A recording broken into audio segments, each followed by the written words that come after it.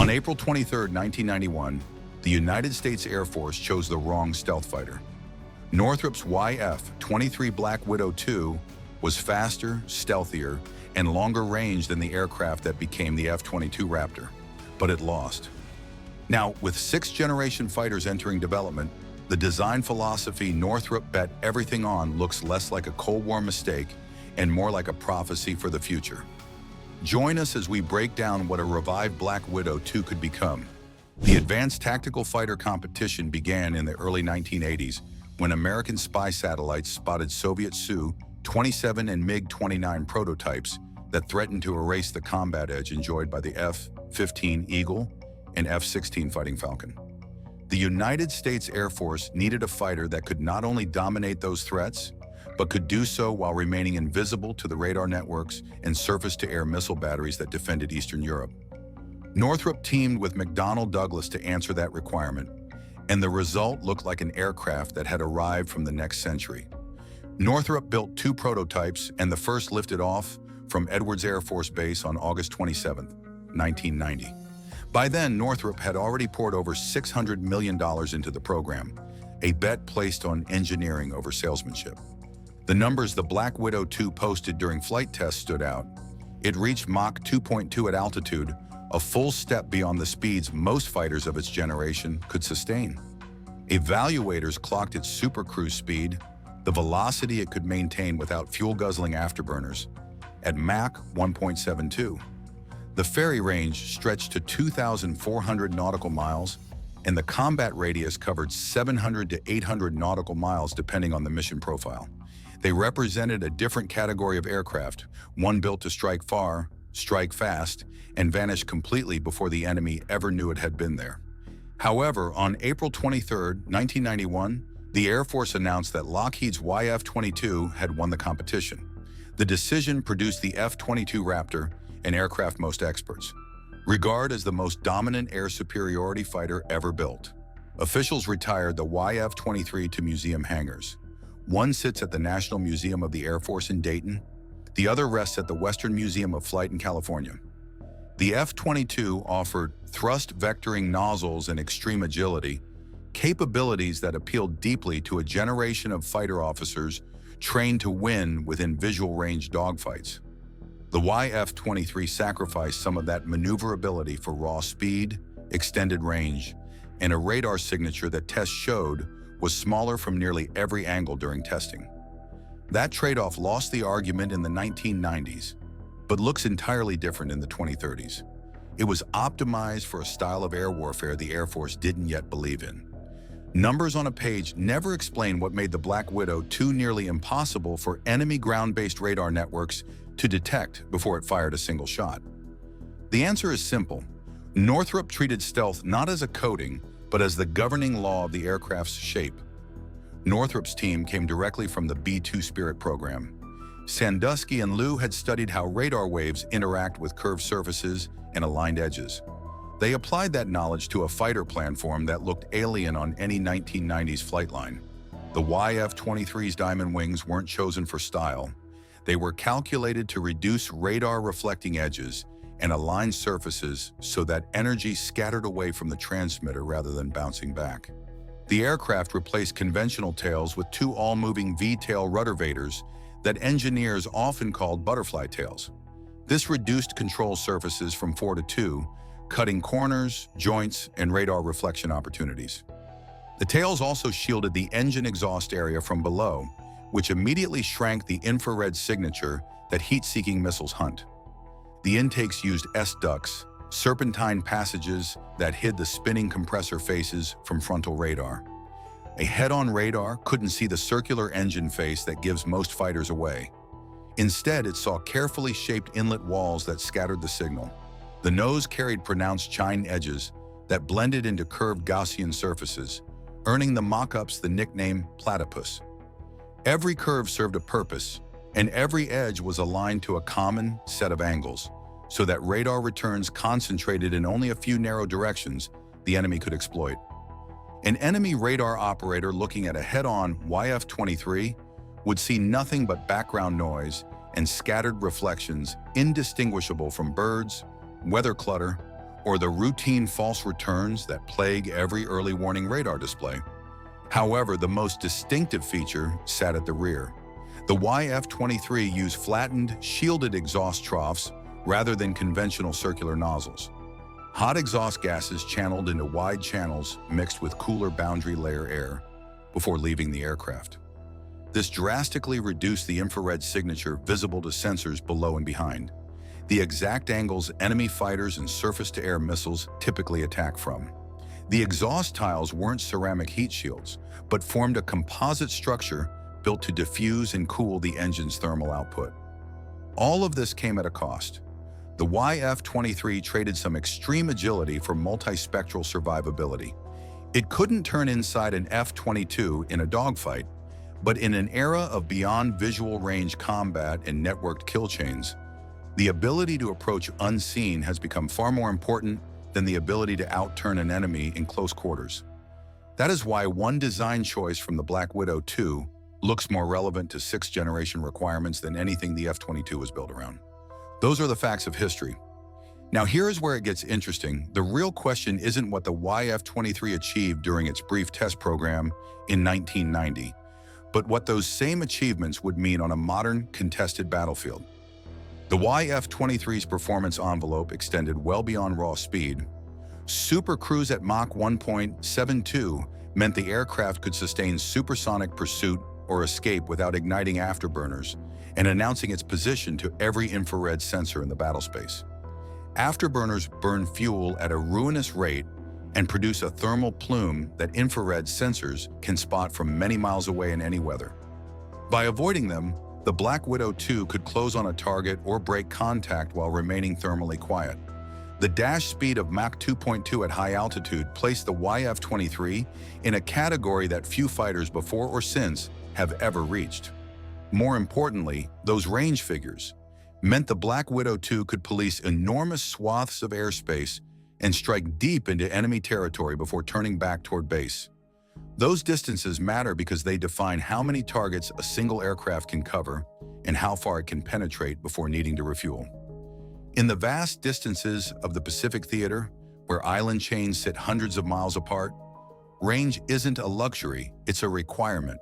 The engines were the Pratt & Whitney YF-119 or General Electric YF-120, producing a combined thrust-to-weight ratio of 1.09 at maximum load. In combat configuration, that ratio climbed to 1.36, giving the aircraft power in reserve even when fully loaded with fuel and internal weapons. The service ceiling reached 65,000 feet, well above commercial traffic, and high enough to launch long-range missiles with maximum kinetic energy against distant targets. Stealth, speed, and range create a brutal combination. An interceptor that combines all three doesn't need to hide near its target or rely on tanker support.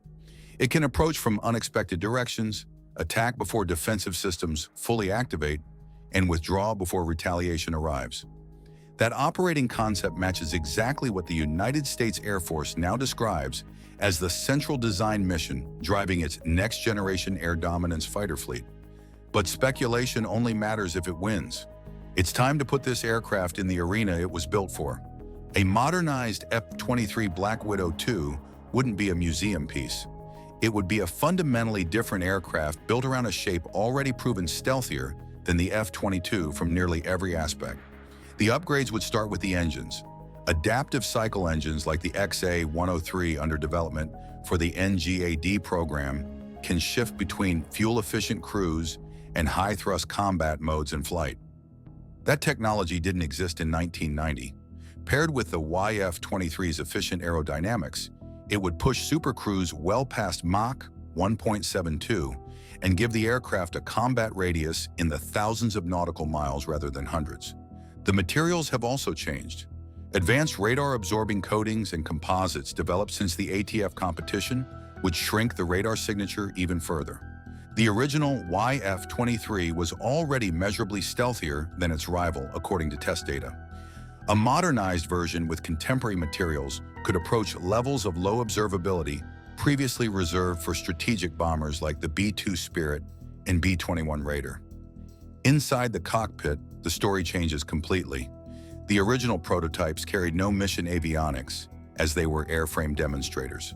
A production F-23 would integrate sensor fusion, AI-assisted threat prioritization, and electronic attack capabilities that allow the aircraft to jam enemy radar while remaining hidden itself. It would detect targets, sort them, rank them, and pass firing solutions to weapons before the pilot ever focuses on the threat.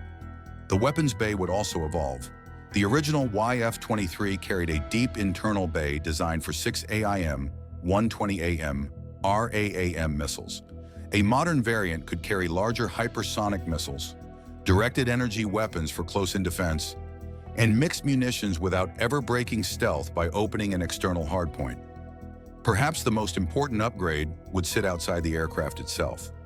Collaborative combat aircraft, autonomous drone wingmen operating alongside the crewed fighter, would extend the F-23's reach. These drones could carry missiles, conduct reconnaissance, or absorb enemy fire while the manned aircraft remains hidden. The F-23's extreme stealth would make it an ideal quarterback for such a team, directing unmanned assets from a position the enemy simply cannot locate, jam, or attack. The YF-23's design philosophy sacrificed raw maneuverability for passive survivability. That choice aligns precisely with what the NGAD program now demands.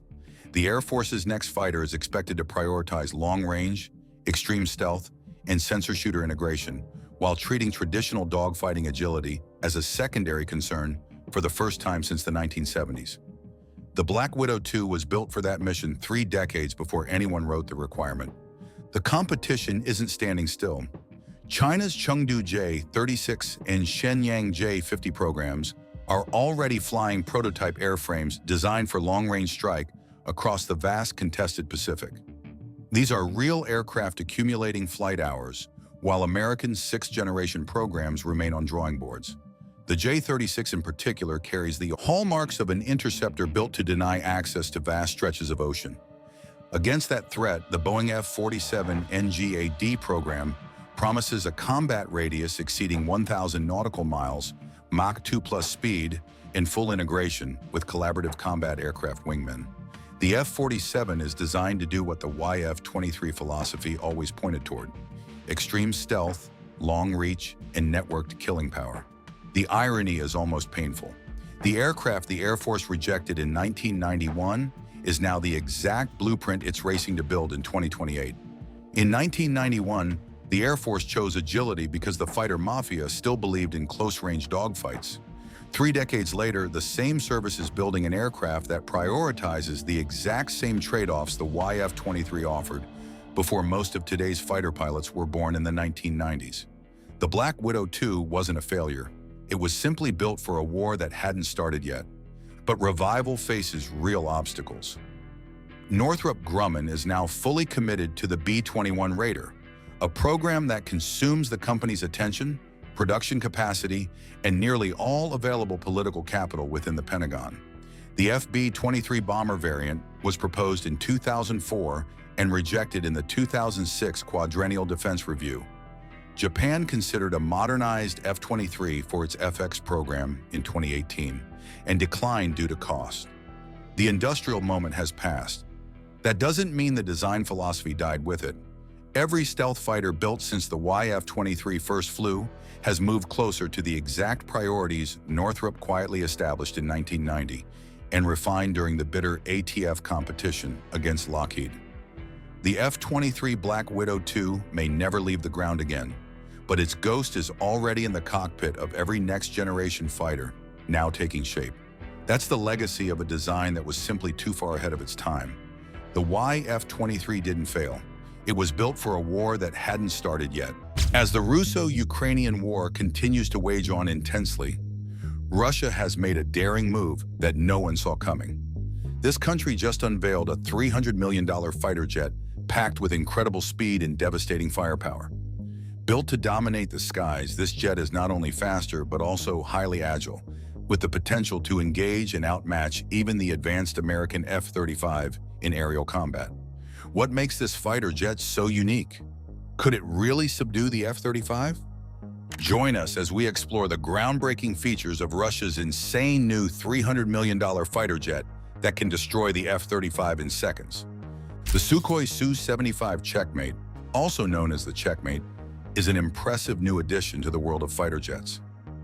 Designed by Russia, this jet is built to be fast, stealthy, and loaded with advanced technology. The Checkmate is a fifth-generation fighter jet that can compete with other powerful aircraft like the US-made F-35. The goal with this fighter jet is to appeal to countries that need a capable, modern fighter, but don't have the enormous budgets required for more expensive jets. This approach makes this aircraft an interesting one in the fighter jet market.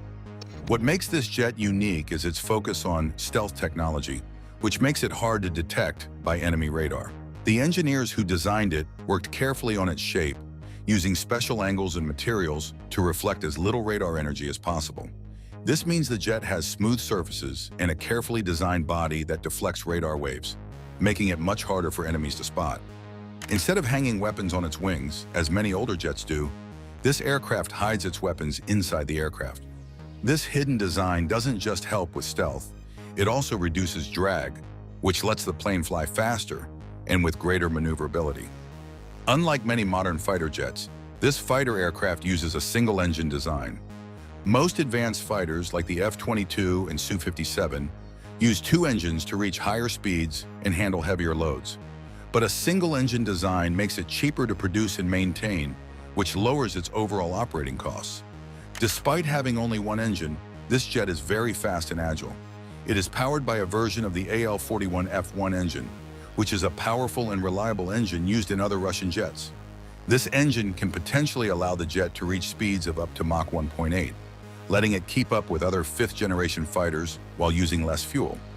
Its cockpit is designed to help the pilot handle fast, complex situations with ease. It features a high-tech interface that gives the pilot important information about the aircraft, surrounding threats, and mission details, all showing on a single screen. The pilot can even use voice commands to control certain systems, meaning they can keep their hands on the controls without needing to look down at buttons or switches. This type of advanced, user-friendly cockpit makes it easier for the pilot to focus on tactics and decision-making during missions, enhancing both safety and efficiency. The jet's advanced radar system also adds to its capabilities. Using what's known as an electronically scanned array radar, it can track multiple targets at once, identifying and monitoring enemy aircraft or other threats from a significant distance. This radar system is similar to the one found on Russia's Su-57, giving it the ability to detect targets well before they get close. In combat, this long-range radar allows the pilot to see threats from afar, decide on a plan of action, and engage or evade before the enemy is even aware of its presence. This advanced radar capability is essential in today's aerial combat, where quick reaction times and early detection are crucial. Designed for flexibility, this fighter jet is built to handle a wide range of missions. Whether the mission is focused on air-to-air combat, ground strikes, or surveillance, it can adapt. This flexibility is partly due to its modular design, which allows operators to change certain parts based on the type of mission. If a mission requires more firepower, the Checkmate can be equipped with additional air-to-air missiles. And if the mission involves attacking ground targets, it can be equipped with precision-guided bombs. This makes it a versatile tool, ready to take on a variety of roles based on the needs of the mission. The aircraft's weapons system includes a mix of missiles and bombs that can be designed to suit different situations. In air-to-air combat, this fighter aircraft can carry short and long-range missiles, giving it the ability to engage targets both close-up and at a distance. For ground attacks, it can carry bombs with precision guidance technology, allowing it to strike specific targets with high accuracy. This mix of weapons makes it really effective in both air-to-air and air-to-ground roles, providing a well-rounded set of capabilities that makes it useful in diverse combat scenarios. In close-range fights, where agility and speed are essential, this aircraft can perform well. One key feature that gives it an edge is its thrust vectoring, a technology that allows the engine's exhaust to be directed in different ways. This directional exhaust provides greater control and allows the jet to make sharper turns, giving it an advantage when maneuvering against enemy fighters. By adjusting the direction of the engine thrust, the pilot can quickly change the jet's position, helping them outmaneuver opponents during intense aerial engagements. Maintenance cost is another area where the Checkmate stands out. Many advanced fighter jets are incredibly expensive to maintain due to their complex systems and high-tech materials. However, this jet has been designed with simpler, more reliable components that make maintenance easier and less costly. This has been a big selling point for countries with smaller defense budgets, as it reduces the lifetime cost of operating the jet. One thing that makes this fighter jet so appealing is its strong focus on digital technology and automation. It is also equipped with artificial intelligence assistance systems, which will give the pilot a powerful advantage. These AI systems can analyze vast amounts of data in real time, offering suggestions to the pilot, or even making tactical decisions independently when needed. The AI could track multiple targets simultaneously and provide the pilot with the best options for attack or evade. This capability makes it highly efficient in combat, allowing the pilot to focus more on strategy rather than on manually managing every system. The Checkmate's software and systems are designed with future upgrades in mind, meaning it can easily incorporate new technology over time. This ability to upgrade is significant as military technology is advancing rapidly, and a fighter jet can quickly become out of date if it isn't adaptable. By creating a design that can be updated with new hardware and software, Sukhoi is ensuring that this aircraft can stay relevant for decades. In the long run, this adaptability can save operators money, as they won't need to replace their jets every few years. They can simply upgrade their jet as new advancements in radar, sensors, or AI become available. Its stealth capabilities have always been its most impressive features, as there has been more significant effort into making this jet difficult to detect. Aside from its radar-evading shape, the jet is constructed with radar-absorbent materials that further reduce its visibility to enemy radar systems. These materials are carefully chosen to absorb radar waves rather than reflect them, which minimizes the jets being seen on enemy screens. Another aspect that makes this powerful aircraft stand out is its potential for carrier operations. The Checkmate jet is modified to take off and land on aircraft carriers, making it one of the rare single-engine stealth fighters able to operate from carriers. This carrier version can provide a cost-effective stealth option for naval forces, allowing them to project power far beyond their home bases. Being adaptable for aircraft carriers adds extra flexibility, making it a fighter jet that can operate in different environments to protect airspace over both land and sea. This powerful aircraft also has a low infrared signature, which means it's less likely to be detected by heat-seeking missiles or sensors. Its engine and exhaust are designed in such a way that they emit less heat than traditional jet engines. Lower heat emissions make it harder for enemy infrared sensors to track this jet, reducing the chance of detection by thermal imaging systems. This low heat design is part of what makes this aircraft valuable in missions where remaining undetected is essential, such as reconnaissance or precision strikes. By combining low radar and infrared signatures, it can evade both types of detection methods commonly used by enemy forces. The jet's fuel efficiency also sets it apart. Due to its single-engine design and carefully streamlined body, the aircraft can fly for extended periods without needing to refuel. Long-range capabilities are essential for countries with vast territories or those that need to patrol large areas without frequent refueling stops. The fuel efficiency is also advantageous in combat scenarios, as it enables the aircraft to stay in the air longer, providing better support to ground troops or staying alert to enemy threats over extended periods. This extended range and endurance make it especially appealing to countries with large areas to cover. Beyond its technical capabilities, its low cost and ease of use make it appealing for joint training exercises and cooperative missions with allied nations. Many countries with limited defense budgets might find it easier to operate and maintain this fighter jet than some of the other fifth-generation fighters. This accessibility allows for more collaborative defense programs, where multiple countries share training resources or develop combined air strategies. By choosing a fighter like the Checkmate, which is easier to acquire and manage, these countries have enhanced their defense partnerships, contributing to regional stability and security. Using the F-35 as a comparison might not be the best choice because this jet has faced many challenges from its design stage to full production, and it is nowhere near the Checkmate. To understand why, let's take a closer look at the F-35 project. The F-35, also known as the Lockheed Martin F-35 Lightning II, was created to be the world's most advanced stealth fighter. Developed by the United States, this aircraft was supposed to replace older models and bring revolutionary capabilities to the battlefield. However, the path to making it work has been full of problems, delays, and high costs. Designed to serve multiple branches of the U.S. military, the F-35 aimed to be a one-size-fits-all fighter, which meant it needed to perform a wide range of tasks for the Air Force, Navy, and Marine Corps. But that ambition quickly turned into one of the most complicated and expensive military projects in history.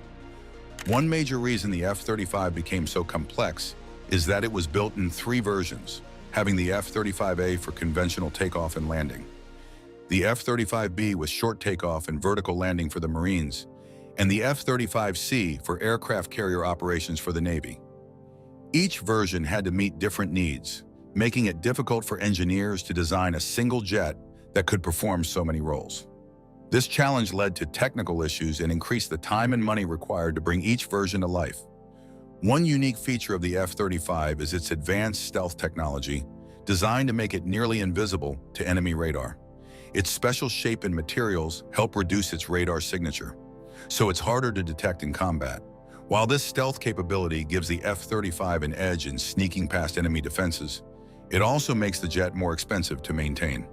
The materials that reduce its radar signature are delicate and require careful handling, meaning that any minor damage could compromise its stealthiness. The F-35's cockpit is another high-tech aspect that was supposed to make it revolutionary. Instead of traditional gauges and dials, the F-35 relies on a massive touchscreen display and a helmet-mounted display system. The helmet itself is a piece of technology worth noting, as it provides the pilot with a 360-degree view, allowing them to see through the aircraft as if the jet itself were invisible. This high-tech helmet, however, came with its own set of problems.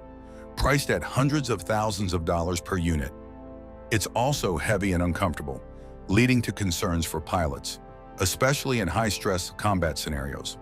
For all its cutting-edge features, the F-35 has faced criticism for performance issues. One major drawback is that it can't fly at twice the speed of sound as some other jets can.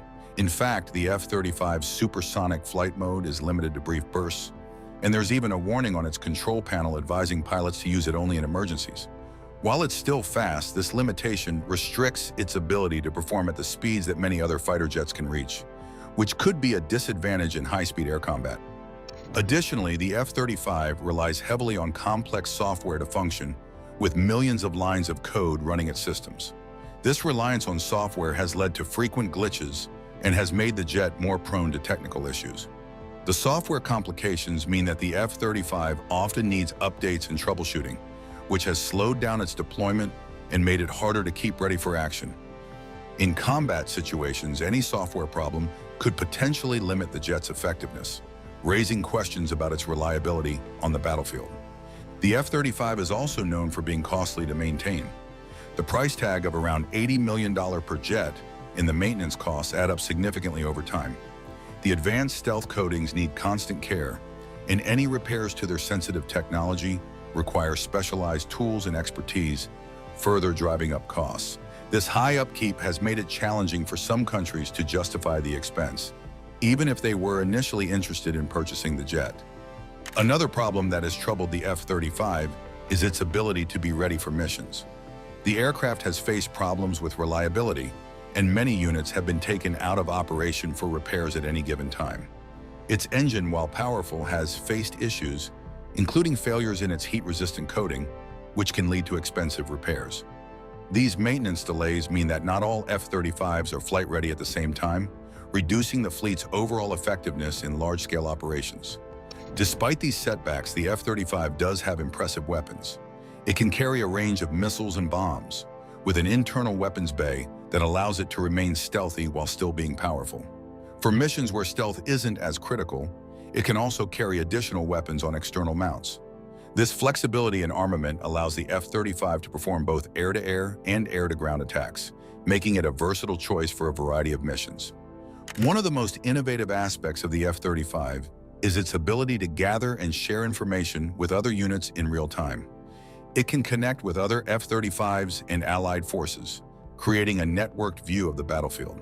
This data-sharing capability is a huge advantage, as it enables coordinated attacks and improves situational awareness for the entire team. This networked warfare concept is part of what makes the F-35 valuable, even if it has faced issues along the way. However, as advanced as it is, the F-35's development and operational issues have left room for other nations to step up with alternative options. Russia's Checkmate fighter is quickly becoming a better choice for countries looking for a new military aircraft.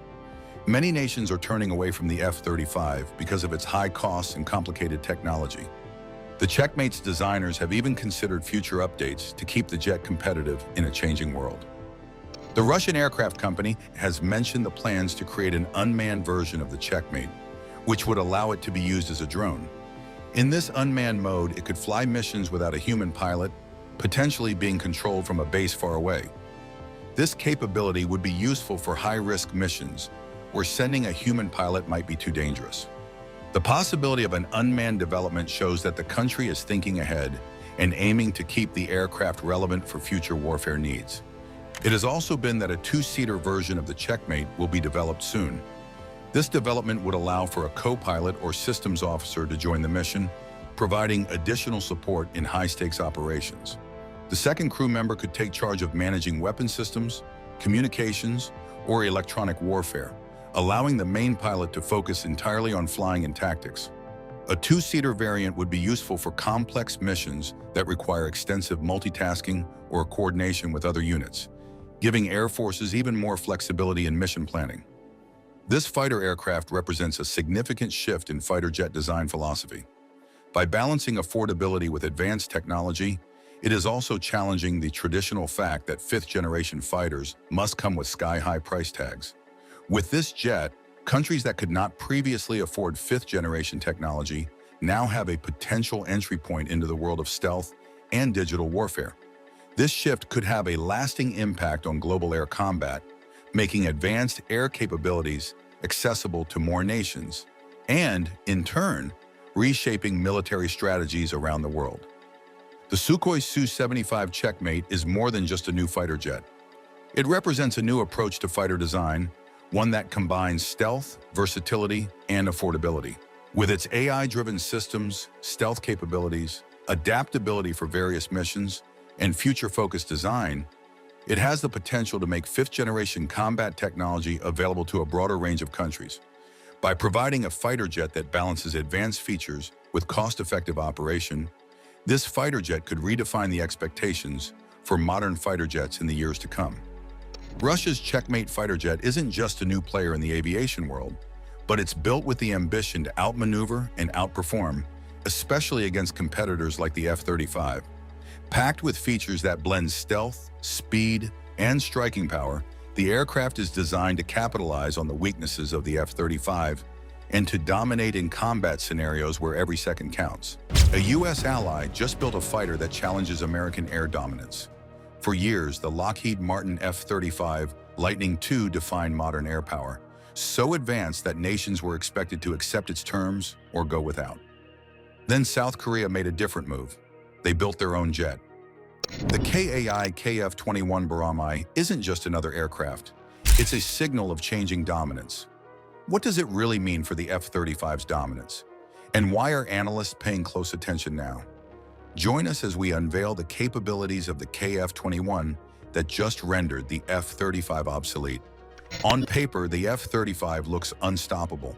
It is described as the most advanced electronic warfare platform ever flown, with sensor fusion that borders on artificial intelligence and a supply chain that spans 45 states and hundreds of contractors. But modern warfare doesn't reward what looks unstoppable on paper. The uncomfortable truth is that the F-35, for all its capability, was designed for a strategic environment that no longer exists. Its development began in the 1990s when the United States assumed it would always have uncontested air superiority in a virtually unlimited budget. The F-35 was built to be the ultimate expression of American air power. A single platform that could replace the A-10, the F-16, the AV-8 Bravo, and the F-18. It was supposed to do everything. In practice, doing everything has come at a cost that is measured not just in dollars, but in availability, sustainment, and strategic flexibility. The F-35 costs approximately $35,000 per flight hour to operate. Its maintenance footprint requires a global network of specialized depots, and its most classified systems, the ones that make it truly dominant, are subject to export restrictions that leave allied nations dependent on American approval for everything from software updates to weapons integration. And that gap is exactly where the problem begins. South Korea began searching for its own indigenous fighter in earnest under a program called KFX, with a single overriding requirement: develop an advanced multi-role fighter that could operate independently of foreign export controls, integrate Korean-made weapons, and be sustained by Korean industry. A fighter that would not ask permission to fly, to fight, or to evolve. That requirement quietly ruled out every foreign fighter on the market. So Korea Aerospace Industries didn't try to buy the F-35. They built something better suited to the future of aerial combat. That is exactly the problem KAI set out to solve with the KF-21 Boramae, not with a copy of the F-35 or a cheaper imitation, but with a fundamentally different design philosophy. Where the F-35 prioritized absolute stealth at the expense of cost, speed, and maintainability, the KF-21 prioritizes capability in a contested environment where stealth is just one variable among many. This concept was first demonstrated by the KF-21's design choices. Unlike the F-35, which carries its weapons internally to preserve a flawless stealth profile, the KF-21 features 6 internal weapon stations that can carry air-to-air missiles and air-to-ground munitions, but also 6 external hardpoints that can be configured for missions where stealth is less critical than payload. The result is an aircraft that can fight as a stealth fighter when it needs to, and as a conventional bomb truck when it doesn't. An aircraft that is not locked into a single configuration for every mission, but can adapt its signature, its payload, and its role to the specific threat environment. But that flexibility came at a cost. When the KFX program was announced in the early 2010s, the skepticism was overwhelming. South Korea had never built a supersonic fighter. The T-50 Golden Eagle, a supersonic trainer developed with Lockheed Martin, was the extent of its indigenous combat aircraft experience.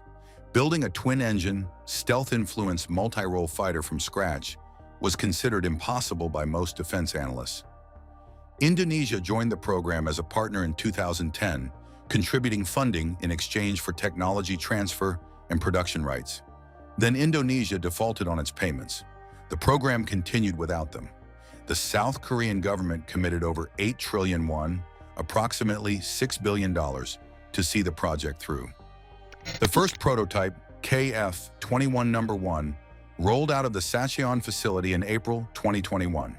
The rollout was notable not just for what the aircraft was, but for what it revealed about South Korea's ambitions. The Boramae, which translates to Falcon or Hawk, was presented not as a regional fighter, but as a global competitor. Sleek, powerful, and undeniably modeled on the same stealth-shaping principles that define the F-22 and F-35. By July 2022, the KF-21 had made its first flight. It took off from the Sacheon airfield, climbed through the clouds, and returned 40 minutes later without incident. The flight test program has since accumulated over 2,000 sorties, pushing the aircraft to supersonic speeds, testing its radar, and validating its flight envelope. And then come the numbers. The performance figures the KF-21 has produced during its test phase are striking enough to redefine the aircraft's market position entirely. A top speed of Mach 1.81, faster than the F-35's Mach 1.6, a combat radius of approximately 750 miles, a service ceiling of over 50,000 feet, and a maximum takeoff weight of 25,600 kilograms, making it larger and more capable than the F-16, while remaining significantly cheaper to operate than the F-35. The radar is a domestically developed active electronically scanned array, an AESA radar, with over 1,000 transmit-receive modules. Developed by Hanwha Systems, it represents a capability that only a handful of nations have ever achieved independently. The electronic warfare suite is indigenous. The infrared search and track system is indigenous. The weapons, including the long-range air-to-air missile and the GPS-guided glide bomb, are Korean. The KF-21 is not an assembled collection of foreign components. It is a fundamentally Korean aircraft, built to Korean requirements and subject only to Korean export controls. Consider what this means for the export market. The F-35 is available only to a select group of allies who agree to strict conditions: no independent maintenance, no access to the most sensitive source code, and no ability to integrate third-party weapons without American approval. The KF-21 has none of those restrictions. Poland has already signed a letter of intent to acquire the KF-21. The United Arab Emirates is in discussions. Indonesia remains a partner despite its payment issues. And the list of nations that want advanced fighter capability but cannot afford the F-35's acquisition or sustainment costs is long: the Philippines, Malaysia, Thailand, Colombia, and more. The price is the most disruptive element of the KF-21 equation. Estimates place the per-unit cost between $50 and $65 million. That is approximately half the cost of an F-35 Alpha, the conventional takeoff variant, and roughly one-third the cost of an F-35 Bravo or Charlie. For nations building their air forces on a budget, that difference is the difference between fielding a squadron of stealth-capable fighters and fielding nothing at all. The KF-21's design includes an option for fully internal weapons bays in future production blocks. The current aircraft uses semi-recessed stations for its primary air-to-air weapons, preserving a reduced radar cross-section without the complexity and weight of fully enclosed bays. But the airframe is structurally designed to accommodate internal bays when the technology matures. The Baramai is not a finished product. It is a platform designed to evolve, and that evolution is already planned.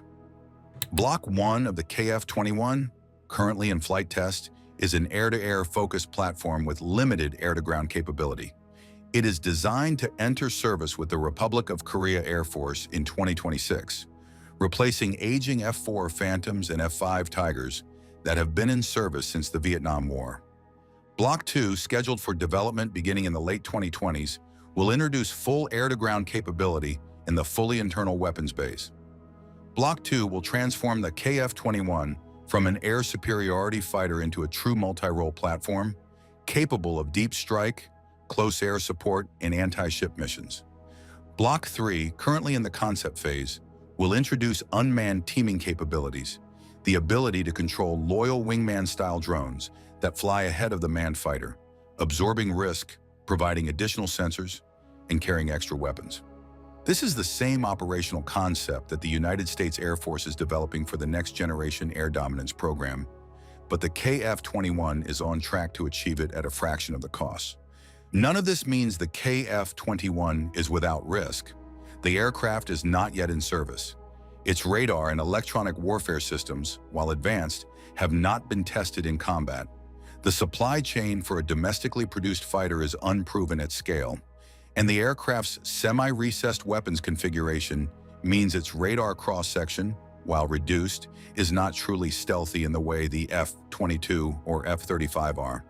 But unlike the F-35, which required expensive hardware revisions whenever the threat environment changed, the KF-21 uses an open architecture that allows sensors, weapons, and software to be updated without redesigning the platform itself. Where the F-35 matured painfully in hardware, the KF-21 is designed to mature in code. The KF-21 Bormei does not operate alone. It is the centerpiece of a broader transformation in South Korean defense that also includes indigenous airborne early warning aircraft, Korean-made attack helicopters, and a domestic space launch capability. A future Korean air combat wing could see KF-21s carrying the strike element, FA-50 light fighters providing local air defense, and Korean-built drones extending the engagement range without risking a single additional pilot. All of this matters because the United States and its traditional allies have spent decades assuming that only American industry could produce fifth-generation fighters. They assume that the barriers to entry, the stealth expertise, sensor integration, and propulsion technology were simply too high for any other nation to clear. The KF-21 breaks every one of those assumptions.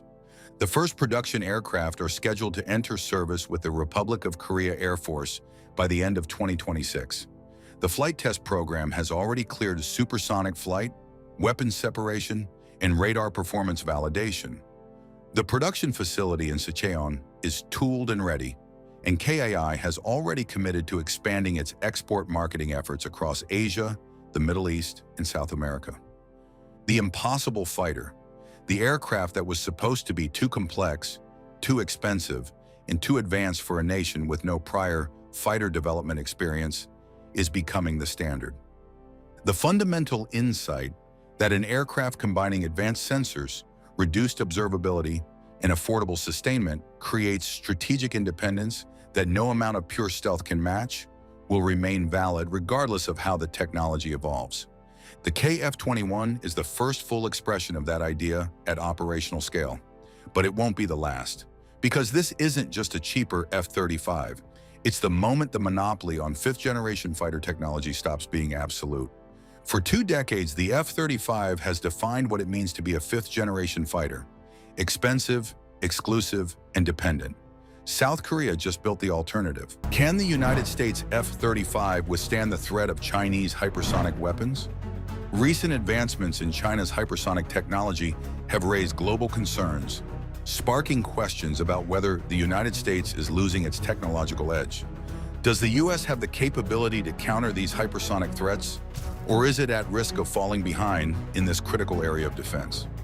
Join us as we delve into the groundbreaking comparison of 2 ultimate weapons, the F-35 versus Chinese hypersonic threats. China is making fast progress in hypersonic missile technology, putting it at the forefront globally and raising concerns in the United States. One major example of their advancements is the DF-17 missile, which is designed for speed and precision. It is a medium-range ballistic missile that uses solid fuel and is road mobile, meaning it can be transported and launched from various locations. They have also made breakthroughs in thermal protection and cooling systems, which are crucial for managing the intense heat these missiles generate during flight. These developments give China a clear technological advantage, showing their growing strength in modern military innovation. It's certain that they are not stopping anytime soon, because they recently achieved another major breakthrough in hypersonic missile technology, particularly with its thermal protection system. Chinese scientists have made significant improvements by adding steel nose cones to their new missiles. This advancement is crucial because it enhances the missile's ability to survive the extreme conditions it faces during flight. In August, China also announced the development of an innovative cooling device designed to manage the intense heat generated during hypersonic flight. Hypersonic missiles travel at incredibly high speeds, which results in a huge buildup of heat. Without proper cooling, this heat could damage the missile's guidance system, affecting its accuracy and performance. With the new cooling technology, the missile is better equipped to withstand these extreme temperatures, making it less likely to malfunction. This improvement allows the missile to fly more effectively and remain undetected, increasing its chances of successfully reaching and eliminating its target. These technological advances are a significant step forward for China's hypersonic missile program, giving it a performance edge in the field of modern warfare. As the race for advanced weaponry intensifies, these innovations could change the future of missile technology and warfare. One member of Congress is raising concerns. Representative Doug Lamborn, who is part of the House Armed Services Committee, held a hearing for his subcommittee this spring. The mood was serious. One expert on the panel said the United States is clearly falling behind China. Jeffrey McCormick, an intelligence analyst with the Defense Intelligence Agency, stated that China now has the world's leading hypersonic arsenal. The United States still has reason for optimism. Surprisingly, one of the best American hypersonic missiles is being developed by the U.S. Army. Known as the Long-Range Hypersonic Weapon, or by its nickname, the Dark Eagle, this missile has impressive capabilities. It can travel at speeds exceeding 3,008 human miles per hour and has a range of 1,722. The Dark Eagle uses a road-mobile launcher, a feature also preferred by China for its missiles, making it a highly versatile weapon. According to the Army, the missile can fly to the top of the Earth's atmosphere and stay just out of reach of air and missile defense systems until it's ready to strike. By the time it's within range, it's already too late to react. Despite China's advancements, all is not lost for the U.S. The race to develop hypersonic missiles is critical, as China has made remarkable progress in this area. their scientists have been steadily advancing hypersonic technology and already have fast, maneuverable missiles deployed. China's military continues to look for ways to improve these weapons, and its rapid progress is something the U.S. must be prepared to match. However, the United States is not far behind, and with the right focus and commitment, it can catch up to China. The issue lies in the way the U.S. military approaches hypersonic development. While China has been able to make steady, incremental advances in their missile technology, the United States has focused on separate programs across various branches of the military. This lack of coordination could slow progress. In contrast, China's approach is more streamlined, allowing them to make faster improvements and field more advanced systems.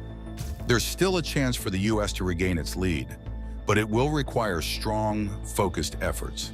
We have yet to experience a Sputnik moment where China might test a hypersonic missile in a high-profile launch that demonstrates its serious intentions to use these weapons for strategic purposes. A launch over Guam, for example, could be a powerful signal to the world of China's capabilities and intentions. Until such a moment happens, policymakers like Representative Doug Lamborn, who is raising concerns about the state of U.S. military technology, are crucial. They are pushing for the U.S. to stay focused on developing advanced hypersonic systems to counter China's growing missile capabilities. While there have been some obstacles and challenges in the development of American hypersonic weapons, the U.S. defense industry is known for its strength. With continued investment, collaboration, and focus, it's likely that the United States will catch up to China in this critical area of military technology. The arms race is far from over, and with the right strategy, the U.S. could still emerge as the leader in hypersonic missile technology. This leads us to one important question. Can the F-35 withstand the lethality of the Chinese hypersonic threat? Let's analyze the strength of this American airfighter. The F-35 Joint Strike Fighter is one of the most recognizable fighter jets in the world. Since it began service, this American-made fifth-generation aircraft has flown over 777,000 hours. Currently, 20 nations use the F-35, making it a vital tool for the U.S. and its allies. For years, the U.S. held air superiority with the introduction of the F-22 Raptor. However, both China and Russia now have their own fifth-generation jets and are working on sixth-generation designs. For now, the F-22 and F-35 remain America's top fighters. The F-35 mission systems are like the brain and eyes of the jet, making it one of the smartest aircraft ever built. Packed with advanced sensors and software, these systems give pilots a complete picture of their surroundings, making the jet a powerful tool in modern warfare. Key components include the APG-81 radar, which can track multiple targets over 150 kilometers away, and the Barracuda electronic warfare system, which can detect, jam, and protect against enemy radars. The jet also features a cutting-edge distributed aperture system with 6 infrared cameras that provide a full to 60-degree view, even at night. All this information is fused into a single clear display for the pilot, giving them unmatched situational awareness. Future upgrades include improved sensors, a more powerful radar, and even the ability to control drones during missions. With these advancements, the F-35 isn't just a fighter jet. It's a flying command center built for the future of air combat. Stealth is one of the F-35's most impressive features, making it hard for enemies to detect. Its unique design includes smooth, curved surfaces, precisely aligned edges, and radar-absorbing materials to minimize radar detection. Even the engine is cleverly hidden from view. The jet's advanced air intake system, called the diverterless supersonic inlet, further reduces its radar signature by eliminating gaps that could reflect signals. Remarkably, the F-35 radio cross-section is so small that it's been compared to the size of a metal golf ball from certain angles, even outperforming the stealthy F-22 in some scenarios. Its outer skin, made from durable, radar-absorbent material, is designed to last longer and require less maintenance than older stealth aircraft like the F-22. The F-35 also reduces its infrared and visual signatures, making it harder to spot by heat or sight. It carefully manages its radio signals to avoid detection. While low-frequency radars can sometimes detect stealth aircraft, they are bulky, imprecise, and easy to locate, giving the F-35 a significant advantage. For training purposes, it can even use special reflectors to temporarily increase its radar signature. Its cockpit is like something out of a sci-fi movie, designed to give pilots maximum awareness and control. At its heart is a massive 20 by 8-inch touchscreen display, which shows everything from flight data to weapon systems and alerts. Pilots can customize the layout to fit their needs, making it incredibly user-friendly. Beneath this display is a smaller backup screen for emergencies, while advanced voice recognition technology allows hands-free commands. Unlike older jets with head-up displays on the dashboard, the F-35 uses a state-of-the-art helmet-mounted display system. This helmet projects flight and combat information directly onto the pilot's visor, so they can see critical data no matter where they're looking. It even integrates infrared and night vision, allowing pilots to see through the plane for incredible situational awareness. The helmet is so advanced that pilots can lock onto targets and fire missiles without pointing the aircraft directly at them. Each helmet costs a whopping $400,000, but its capabilities are game-changing. While the HMDS had some growing pains, like issues with vibration and night vision early on, it's now more reliable than ever. The latest version boasts improved cameras, sharper displays, and advanced alignment features. The F-35 cockpit and helmet work together to give pilots an unmatched edge in the skies, blending cutting-edge technology with pilot-friendly design.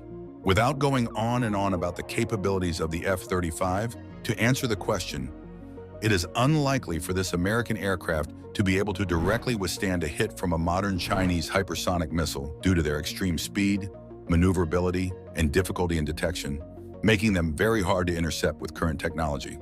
What is the United States Air Force doing concerning the threat that these Chinese hypersonic air force pose?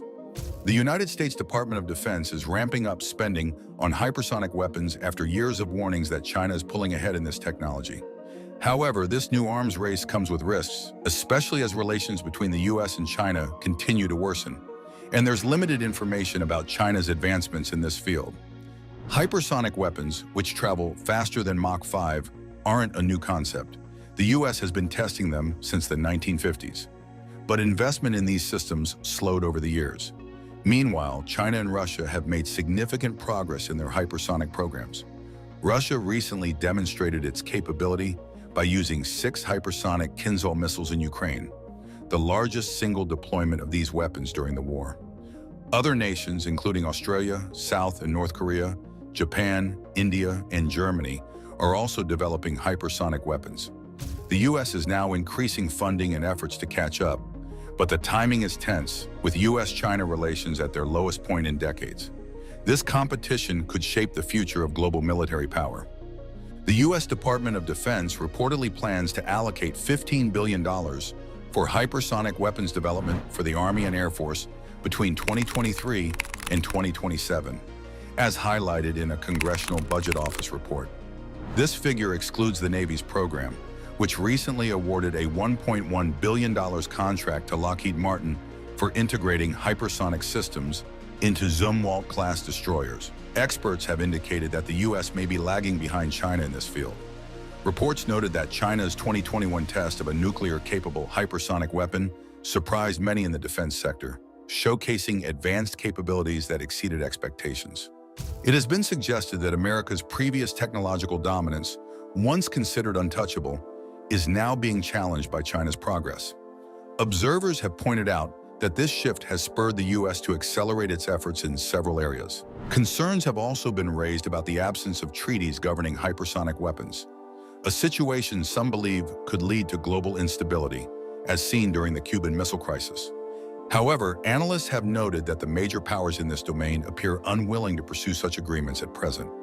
Despite challenges, US defense officials, lawmakers, and weapons manufacturers continue to advocate for hypersonic technology, with the government now committing significant funding to advance the project. Hypersonic weapons are undeniably expensive, but they offer unique advantages that justify the investment. The US military began exploring hypersonic systems as far back as the 1960s, initially focusing on hypersonic flight for transporting people rather than weapons. By the 1980s, however, the focus shifted. During this period, the Air Force tested the maneuvering reentry vehicles, demonstrating that missiles traveling at speeds of Mach 5 or faster could be guided precisely to their targets as they re-entered Earth's atmosphere. The early 2000s marked a turning point when the US began serious efforts to develop hypersonic weapons under its conventional prompt global strike program. Today, two primary types of hypersonic weapons are being developed: glide vehicles and air-breathing missiles. Glide vehicles are launched on rockets and glide through the atmosphere at high speeds, while air-breathing missiles use engines to sustain their hypersonic speeds. Although U.S. hypersonic systems are designed to carry conventional payloads, other nations such as China are pursuing nuclear-capable hypersonic weapons. This was evident during China's groundbreaking 2021 tests, which demonstrated the ability to combine nuclear warheads with hypersonic speeds, raising concerns about the global arms race. As the U.S. pushes forward, these advanced systems promise unparalleled speed, precision, and flexibility in modern warfare, making them a critical focus for defense strategies. China has long sought ways to counter U.S. missile defense systems, viewing them as a threat to its nuclear deterrence, according to Lyle Morris, a senior fellow at the Asia Society Policy Institute. Since the early 2000s, China has significantly boosted its hypersonic weapons program, especially after the U.S. withdrew from the anti-ballistic missile treaty with the Soviet Union. With no restrictions on developing anti-ballistic systems, China felt compelled to develop a different kind of deterrent. One key focus of China's efforts has been glide-type hypersonic weapons. These systems start their journey atop a ballistic missile, explains Timothy Heath, a defense researcher at the RAND Corporation. Once the missile reaches a certain altitude, the hypersonic glider detaches and travels at incredible speeds within the atmosphere. Unlike traditional ballistic missiles that follow a fixed trajectory, the glider can maneuver in flight, using the momentum from its launch to strike its target with precision. China claims its hypersonic weapons are ready for deployment, which Heath notes is a step or two ahead of the U.S., whose hypersonic program is still in the testing phase. This progress isn't surprising given China's advanced ballistic missile program and the U.S.'s relative underinvestment in similar technologies over the years. The real game changer with hypersonic weapons isn't just their speed, but their ability to maneuver and evade missile defense systems like the Patriot. These systems, widely used in the U.S. and 17 other countries, struggle to track and intercept hypersonic weapons due to their unpredictable flight paths and the ability to skim the edge of the Earth's atmosphere before re-entering. According to defense experts, hypersonic weapons could potentially outmatch even the most advanced air and missile defense systems in the near future, making them a significant development in modern military technology. With China's successful hypersonic missile tests and rising tensions between Beijing and Washington, it's understandable to worry about the rapid pace of weapons development and heated rhetoric. However, there are significant obstacles to the widespread use of hypersonic weapons in combat. The high cost, around $15 million to $18 million per missile, combined with the practical realities of warfare, where basic weapons like artillery are often more effective, makes their use in battle questionable. Experts like Lyle Morris and Timothy Heath are skeptical about hypersonics' actual usefulness on the battlefield. A report from the Congressional Research Service points out that critics believe these weapons don't have clear mission roles, don't significantly improve U.S. military capabilities, and aren't necessary for deterrence. In addition, there's concern that China might share its hypersonic technology with other U.S. adversaries, such as North Korea, Iran, and Russia, all of which are developing their own hypersonic programs. As China and Russia strengthen their defense and technological ties, sharing knowledge on hypersonics wouldn't be surprising, says Elsa Kania, an expert on national security. One of the main concerns about China's hypersonic program is that the U.S. might be caught off guard. The fear of appearing less dominant in defense was especially strong after China's successful missile tests in 2021. General Mark Milley, chairman of the Joint Chiefs of Staff, called these tests China's Sputnik moment, drawing a comparison to the Soviet Union's 1957 launch of the first artificial satellite, which shocked the U.S. Despite the concerns, Heath argues that hypersonic weapons would not be the deciding factor in a conflict between the U.S. and China or any other nation with hypersonic capabilities. The U.S. has a significant edge in other military technologies like stealth aircraft, long-range bombers, aircraft carriers, and submarines, conventional forces that allow the U.S. to project power and dominate adversaries without relying on long-range missiles. As the U.S. continues to invest in hypersonics and other nations develop their own capabilities, It's crucial to establish some sort of agreement on how these weapons should be used in combat. Unfortunately, Morris notes, this may not happen until a major escalation forces both sides to confront the issue. With the current lack of communication between China and the US military, the risk of misunderstandings or miscalculations is high. Furthermore, most significant weapons agreements have historically been between the US and Russia. With Russia pulling out of the New START treaty, the last major nuclear arms control agreement, the hope for any future defense technology agreement seems distant at best. The United States F-35 is unlike any other fifth-generation fighter jet. Since the 1990s, this technological marvel has dominated the skies with its advanced technologies and unmatched capabilities, making it nearly unbeatable. But what really sets it apart is its remarkable ability to take off vertically. How does it achieve such impressive feats, and what makes this aircraft stand out from other fifth-generation jets? Join us as we reveal the amazing performance of the F-35, showing its incredible ability with a vertical takeoff. During the late 1990s and early 2000s, the development of the F-35 was deemed important because it introduced a new set of advanced systems that set a new standard in combat aircraft design. As part of the Joint Strike Fighter program, the F-35 was created to meet the specific needs of both the Navy and Air Force. Several international partners, including the United States, Italy, Denmark, Norway, and the Netherlands, were involved in the program. In the late 1990s, both Lockheed Martin and Boeing competed with their concept demonstrators, with Lockheed ultimately winning, leading to the development of a technological marvel, the F-35, the Lockheed Martin F-35. Lightning II is an American fighter jet with one seat and one engine, built for high speed and stealth missions. This aircraft is very unique because it can handle different roles, like air combat, striking ground targets, electronic warfare, and gathering intelligence. This aircraft is designed to reach exceptional speeds of Mach 1.6, or 1.6 times the speed of sound, even while carrying a full internal payload. With almost twice the internal fuel capacity of the F-16 Fighting Falcon, the F-35 has an extended combat radius. Due to its advanced weaponry, it is heavier than earlier lightweight fighters, with the lightest variant weighing over 29,000 pounds when empty.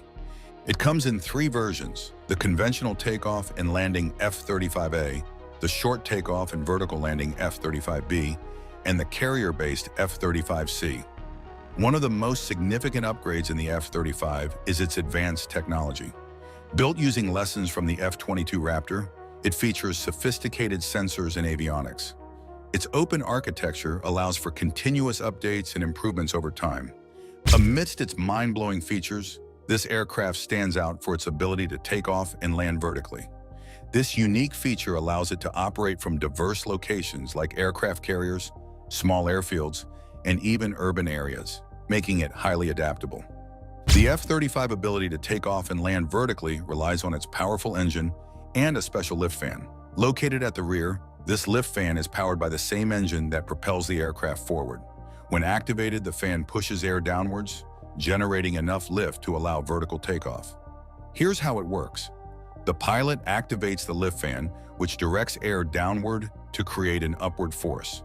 This, combined with the engine's thrust, lifts the aircraft vertically.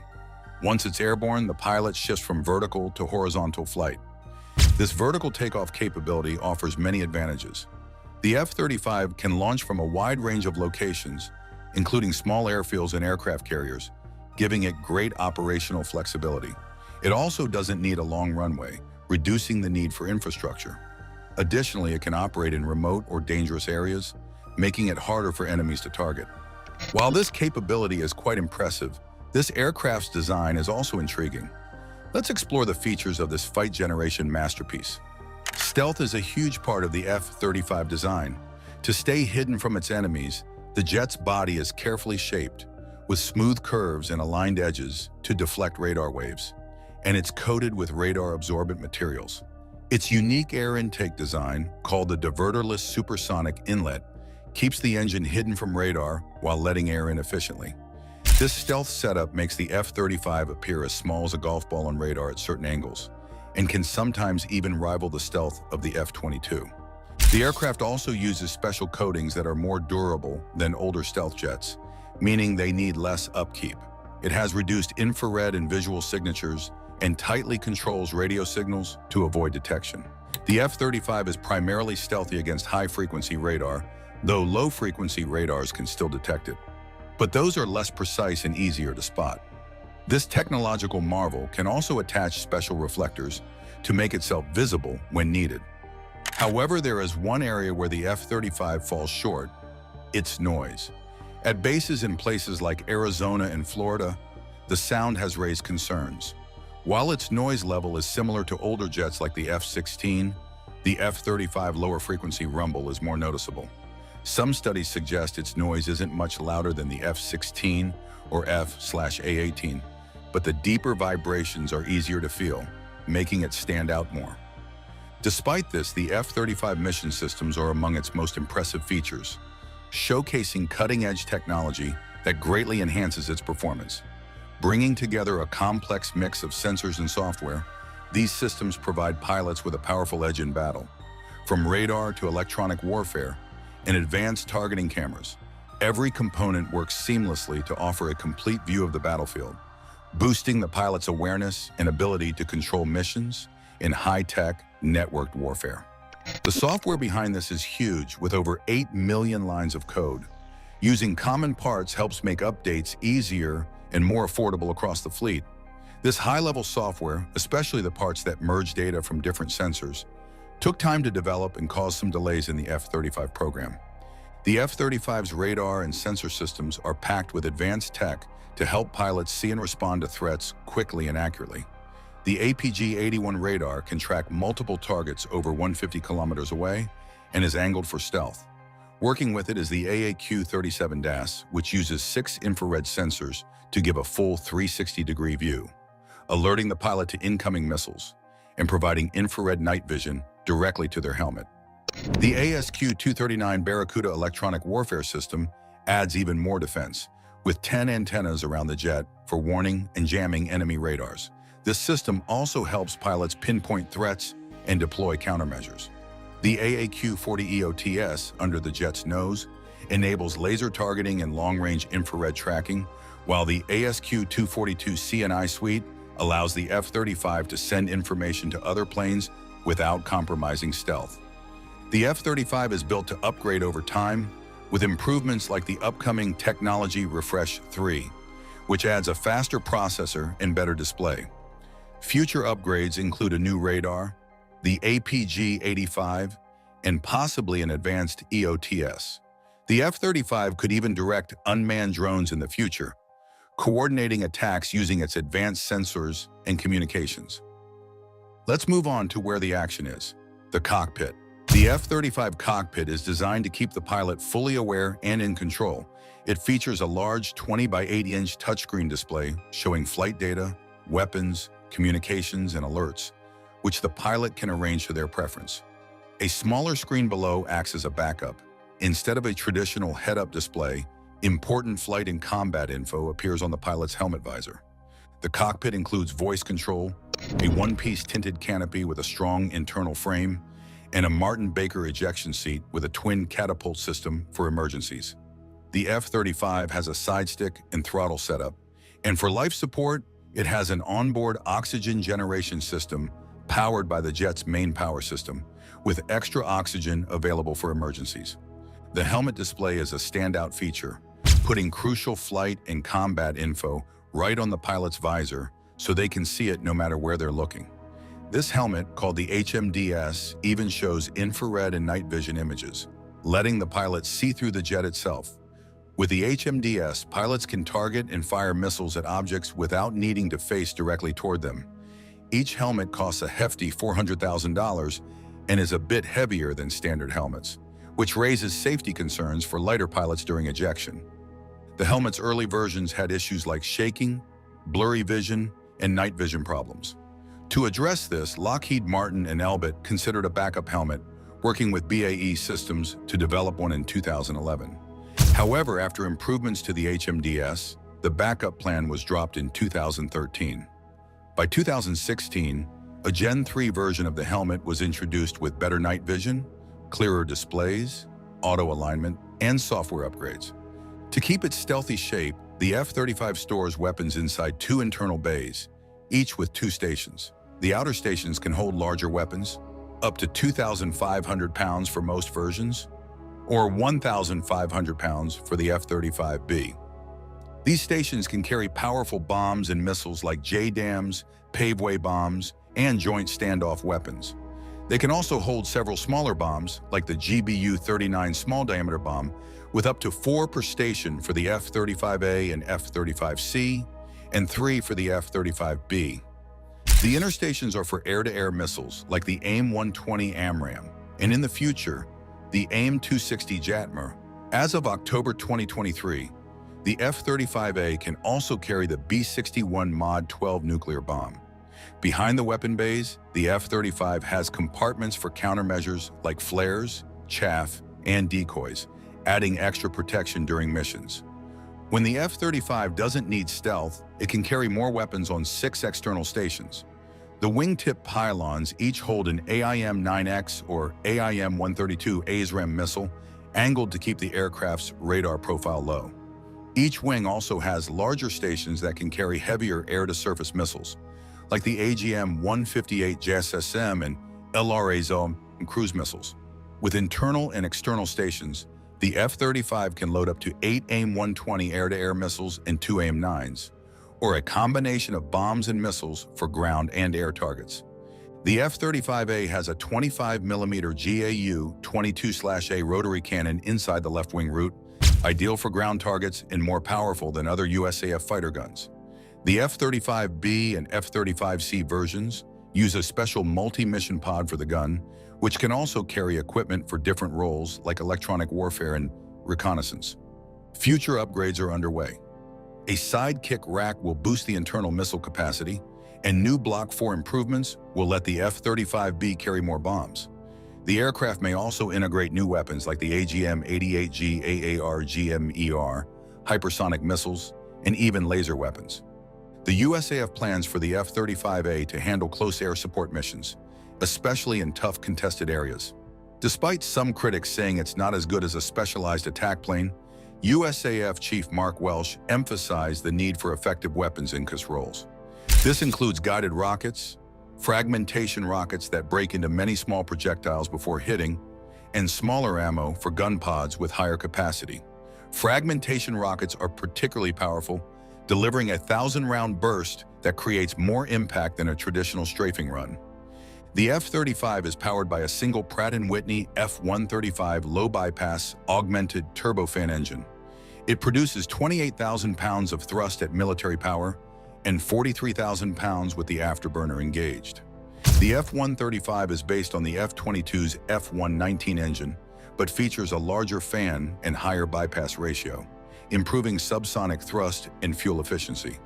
Unlike the F-119, the F-135 is not designed for supercruise. A key feature of the F-135 is its stealthy afterburner, which incorporates special fuel injectors and curved vanes covered in ceramic radar-absorbing materials. These features help hide the turbine from enemy detection.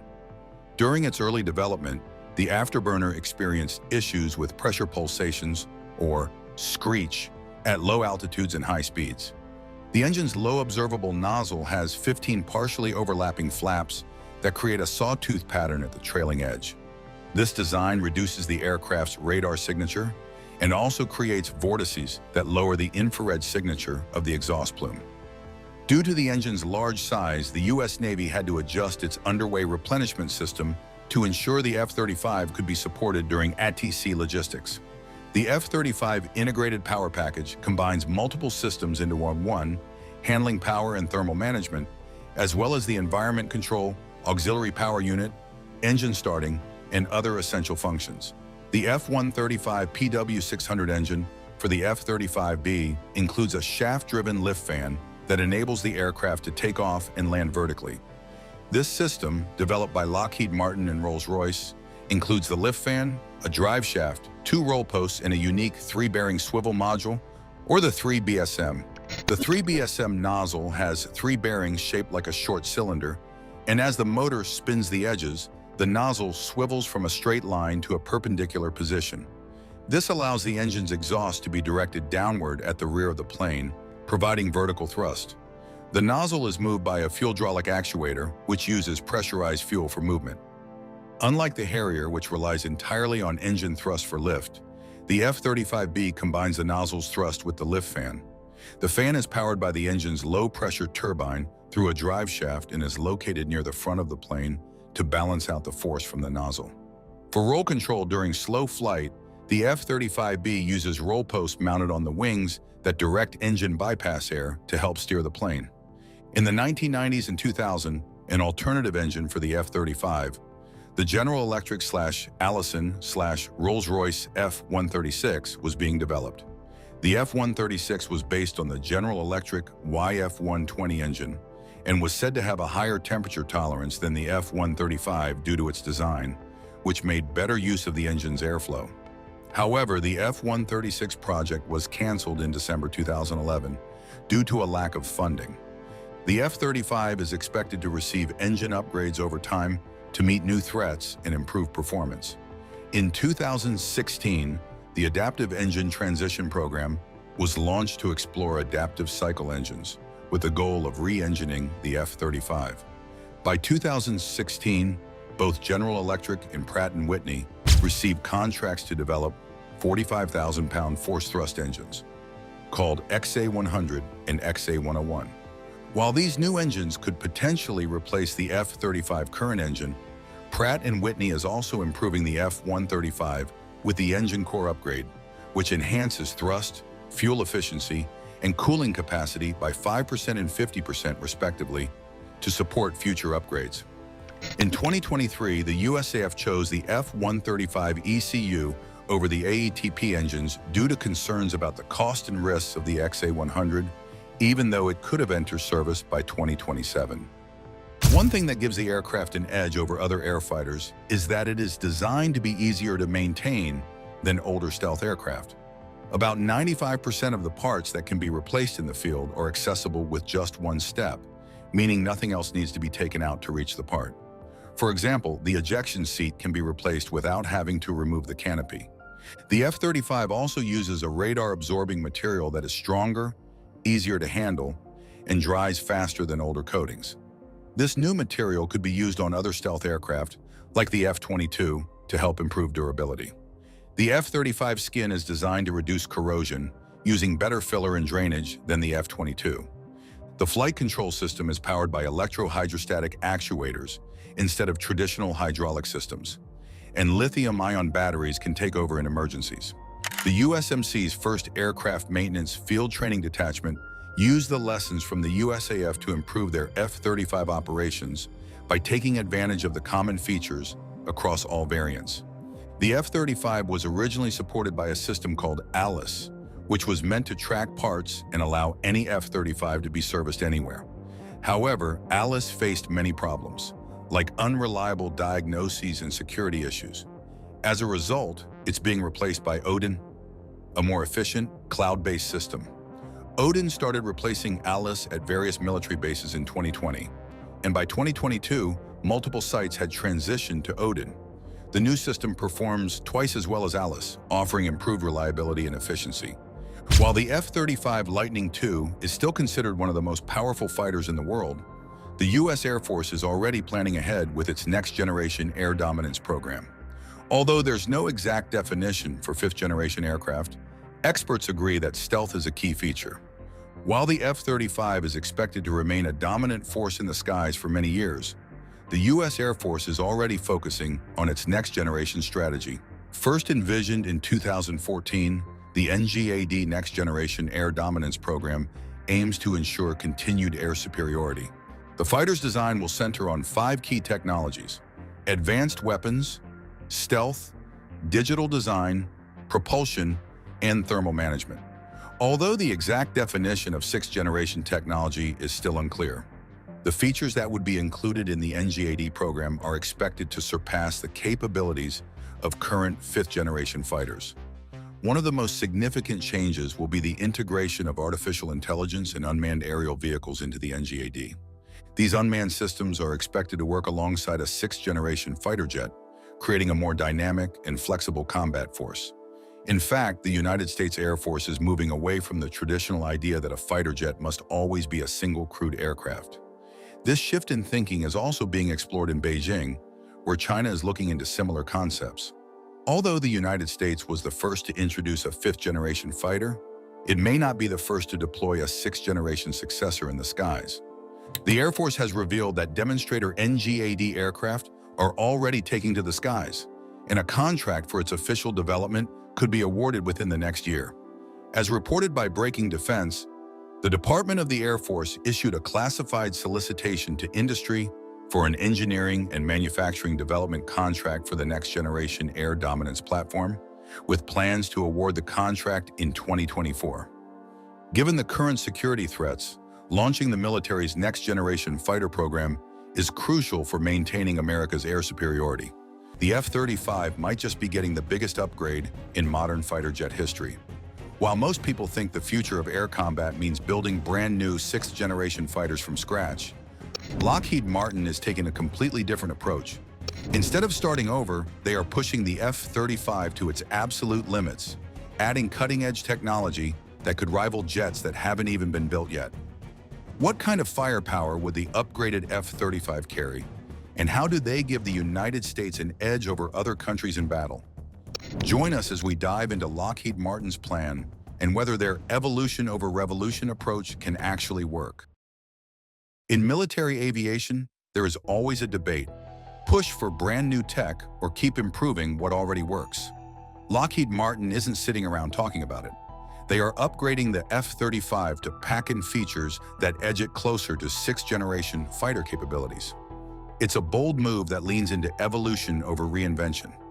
Interestingly, the company compares the F-35 to a NASCAR race car, not because it's flashy, but because it is being fine-tuned for peak performance.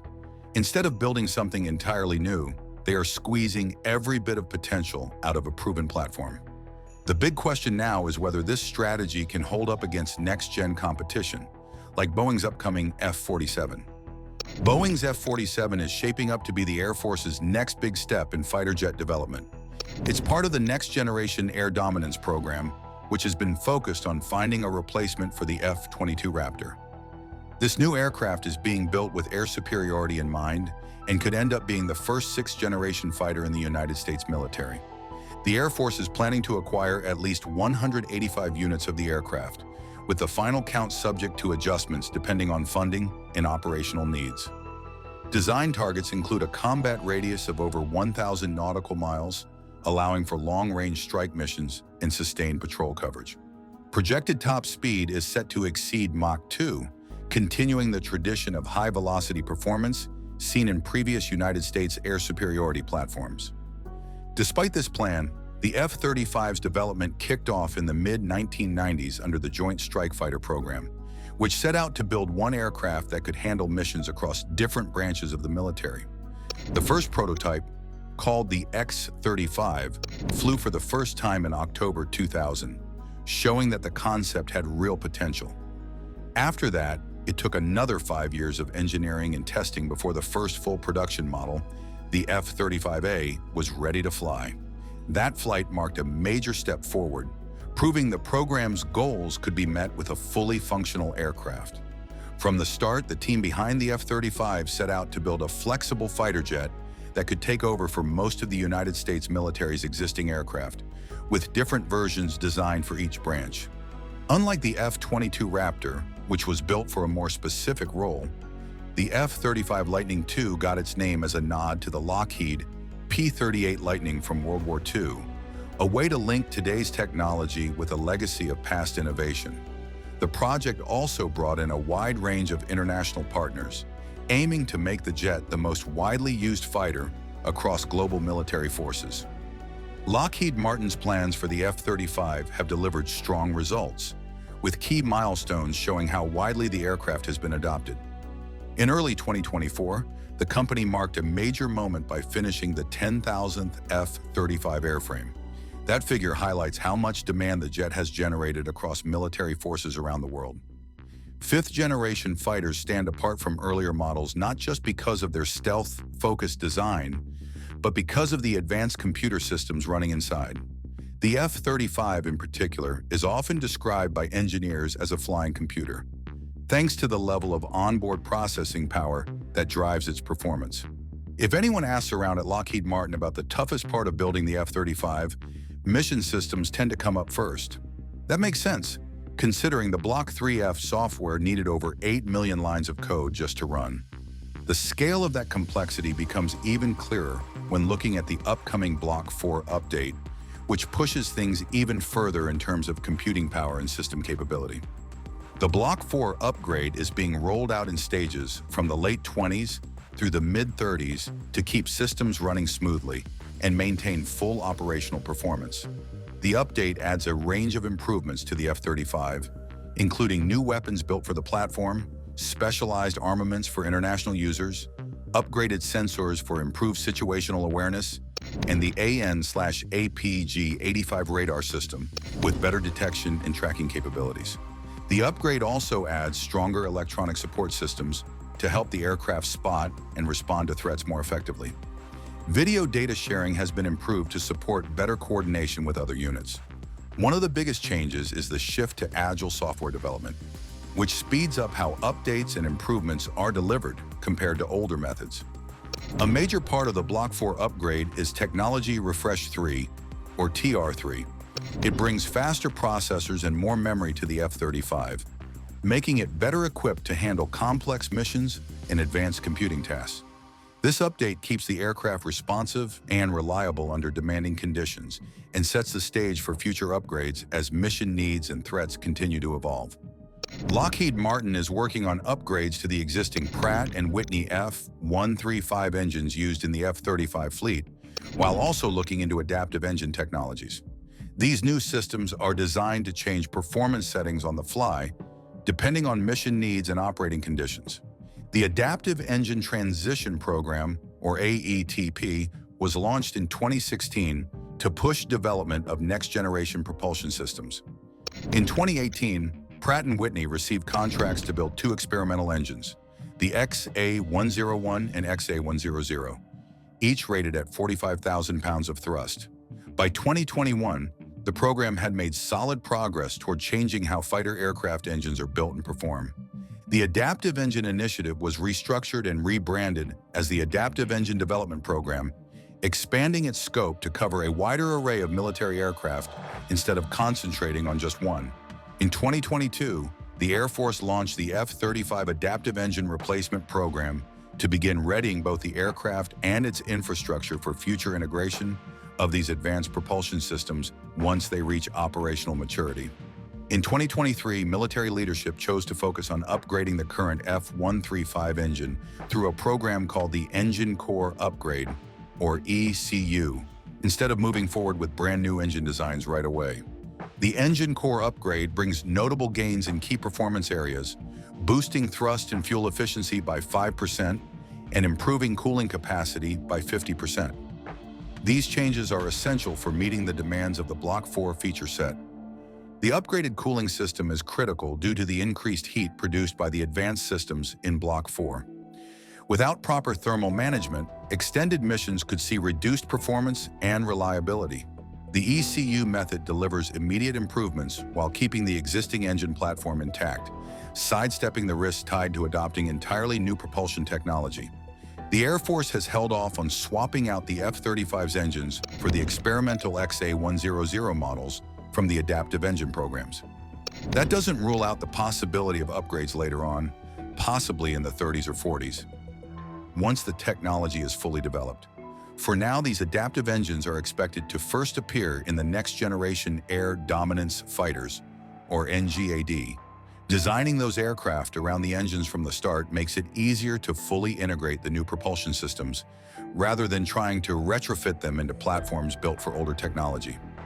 Before any new engines show up, the F-35 is expected to start working alongside a range of unmanned aerial vehicles that expand its role across different mission types. Lockheed Martin's Skunk Works is behind Project Carrera, which includes the Speed Racer drone. Each unit runs about $1 million and is built for advanced electronic warfare and reconnaissance. These drones are meant to operate in sync with manned fighters like the F-35. allowing one pilot to manage several platforms at once while still relying on human decision-making in high-stakes combat scenarios. Aerial combat is shifting toward integrated teams where F-35 jets operate with advanced unmanned systems to boost overall mission effectiveness. A key part of this setup is the Common Multi-Mission Truck, or CMMT. It's a low-cost cruise missile option priced around $150,000 per unit, with a range of more than 500 miles. This opens up new tactical options for mission planning and execution. Unmanned systems are changing the way aerial missions are carried out. A single F-35 will be able to control and coordinate up to 8 drones at once through AI-driven systems that handle real-time calculations and decisions. This marks a shift in strategy from solo aircraft missions to networked operations that combine human input with automated precision. The Kratos XQ-58 Valkyrie is one of the more advanced drones being developed to operate alongside modern fighter jets. With a unit cost of about $4 million, it is built to support F-22 and F-35 aircraft during complex missions that involve coordination between manned and unmanned systems. Its design includes stealth-focused features like a sharp-edge frame, a V-shaped tail, and hidden air intakes that help lower its radar visibility and improve performance in hostile environments. The aircraft is capable of flying solo or as part of a coordinated drone group. Its deployment options are adaptable, with the ability to launch from trucks, containers, or naval ships based on mission needs. At the same time, upgrades are being developed for F-35 jets to improve electronic warfare systems aimed at strengthening coordination with unmanned platforms during advanced operations. These advancements are part of the Pentagon's broader plan under the Penetrating Affordable Autonomous Collaborative Killer Program, or PAK.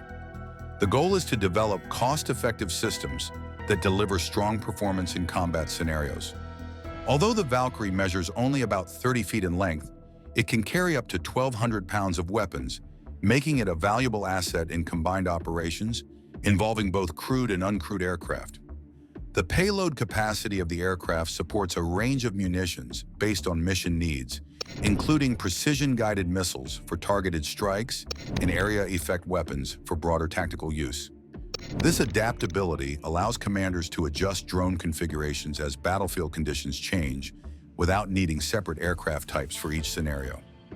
A major step forward in drone integration with F-35 jets and future next-generation air dominance fighters is the development of collaborative combat aircraft, or CCA. These unmanned systems are being built to operate alongside crewed platforms like the F-22 and F-35, handling a range of missions such as air-to-air engagements, electronic jamming, intelligence collection, and precision strikes on ground and naval targets with high levels of coordination.